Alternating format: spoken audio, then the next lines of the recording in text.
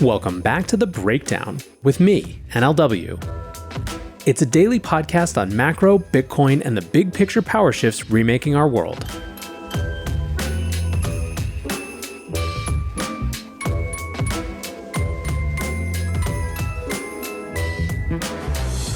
What's going on, guys? We are back with another Breakdown end of year episode. Before we get into that, however, if you are enjoying the breakdown, please go subscribe to it, give it a rating, give it a review, or if you want to dive deeper into the conversation, come join us on the Breakers Discord. You can find a link in the show notes or go to bit.ly/breakdownpod. All right, friends, this is the third and final episode in this holiday-themed series.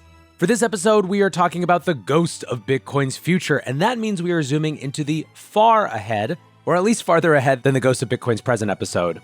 I would characterize the content here less as predictions and more as thought experiments about how the future could play out.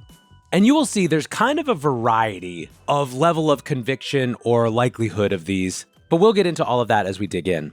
I will say that I believe that we've never been in a better position to explore this far out. Things that once seemed like a pipe dream, or at least still very, very much deep in the future and conditional upon a lot of things working out, now seem on much more solid footing. So here's a fun one to start. Have we seen the end of the days of five-figure Bitcoin? Now, of course, I'm recording this as Bitcoin has cratered down to 93,000 over the last 24 hours, so I don't literally mean right now. But there is still a very different sense from the other side of 100,000 about where the future price of Bitcoin lies.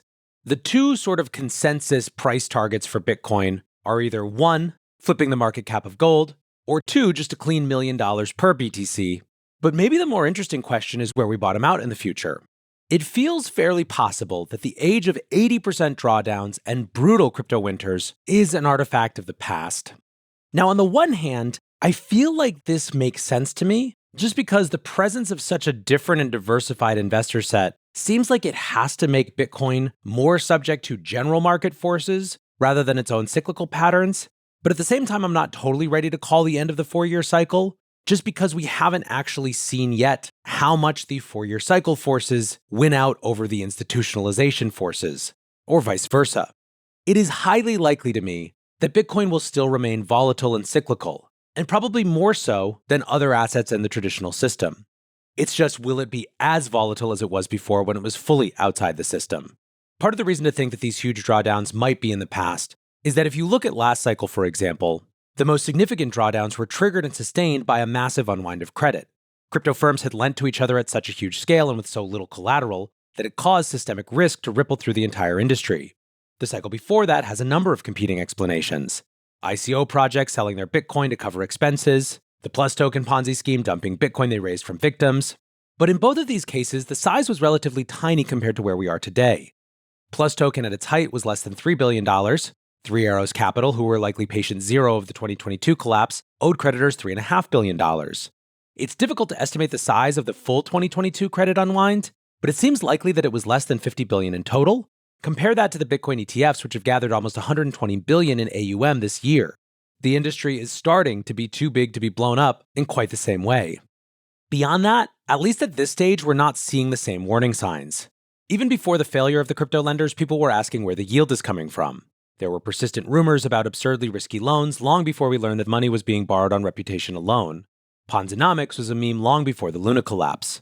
This cycle certainly has its segments of degeneracy, but it is at a categorically different level to the previous cycles. Asset collapses aren't caused by selling, they're always caused by a leverage unwind, and the signs just aren't there. Theoretically, the poster boy for irresponsible leverage this time around is Michael Saylor. His firm is carrying around $7 billion in debt against $46 billion in Bitcoin. But the debt is termed out, with the bulk of it not coming due until 2030. MicroStrategy and the firms that followed it can certainly get into a tough spot during the next bear market, but they're not likely to dump their Bitcoin in a panic like we saw in 2022. And even if they do, there are now thousands of TradFi firms salivating at the idea of discounted Bitcoin. Here's what I will say from a real prediction standpoint.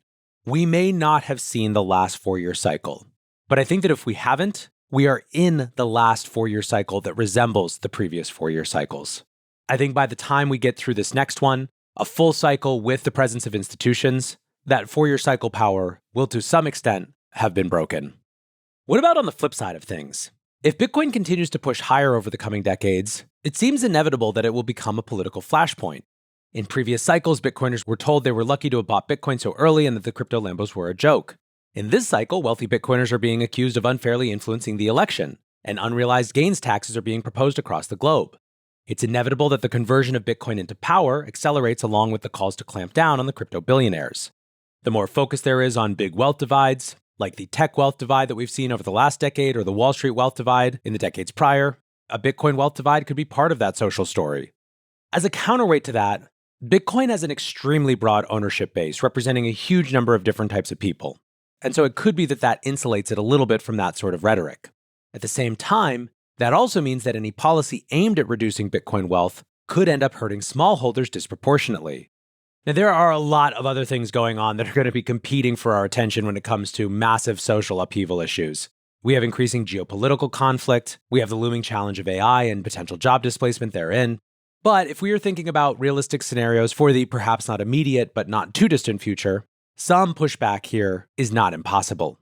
Speaking of geopolitics, it seems clear that Bitcoin will be a major part of the geopolitical story over the next few decades.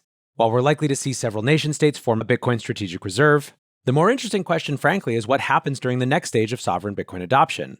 The easy predictions have already been done to death. Bitcoin will be used to settle global trade, at least to some extent. We may even live to see Bitcoin become the global reserve currency, displacing the dollar. I tend to think that that scenario is a little less likely, also due to crypto. I think that a dollar disconnected from the United States in the form of stablecoins has very long legs as a continued reserve currency. But of course, there are reasons that Bitcoin will be appealing. Still, what's more interesting to discuss is what the world looks like during a digital gold rush, and which countries might come out on top. In previous cycles, you might have been tempted to say that the winning nations in the Bitcoin era would be those with the cheapest energy, and that state-sponsored mining would be the path to national dominance. History, however, hasn't really played out that way. Paraguay never established Bitcoin mining operations to take advantage of their plentiful hydroelectric power, and the nation-states who have, like Bhutan, are doing it on a scale that doesn't really shift the global power structure. If Michael Saylor has proved anything during this cycle, it's that it's far easier to buy Bitcoin than to mine it. And so then the candidates for the dominant Bitcoin sovereigns become pretty clear. China as a leader in manufacturing, Russia as a leader in commodities, Saudi Arabia as a leader in oil production, and of course the US as the global hegemon. Unfortunately, the EU as the leader in regulations doesn't quite make the cut. One or more of these countries will eventually realize they're trading their production for depreciating currency. In fact, most seem to have already realized that, but don't quite know what to do with it. The key concept is that the countries that do well in the Bitcoin era will be those who have a valuable commodity or productive capacity to trade for Bitcoin. There is also, of course, a massive first-mover advantage. The first country to accumulate substantial Bitcoin holdings will likely gain a massive advantage over the coming decades. This is one of the reasons the debate around the US strategic Bitcoin reserve is so fraught. Some people are prioritizing the protection of the dollar over the medium term, while others are advocating for a much longer term and structural game plan. Point is, however the next few years play out, it seems as though the next geopolitical era will be heavily influenced by Bitcoin. One piece of Bitcoin FUD that's recently come up more is the risk of quantum computers breaking encryption. Google's release of a new quantum chip earlier in December made this fear much more tangible for many. The chip is the first to achieve what scientists call being below threshold. This means the chip design was able to demonstrate reduced errors while scaling up the amount of quantum compute available. For the first time in the history of the field, there seems to be a viable pathway to achieve useful quantum computing. Now, when they dug in, most experts still believe this is at least a decade away. But then again, a decade isn't much time for a monetary system designed to last a century. We've already had entire FUD cycles dedicated to prematurely freaking out over quantum risk, with of course the risk factor being that a quantum computer could break the encryption that protects private keys. The reality, though, is that this is a problem that is much bigger than Bitcoin alone. Bitcoin is far from the only thing in the world that uses cryptography. Once quantum computers become real, they would be able to hack into basically any communications network or computer.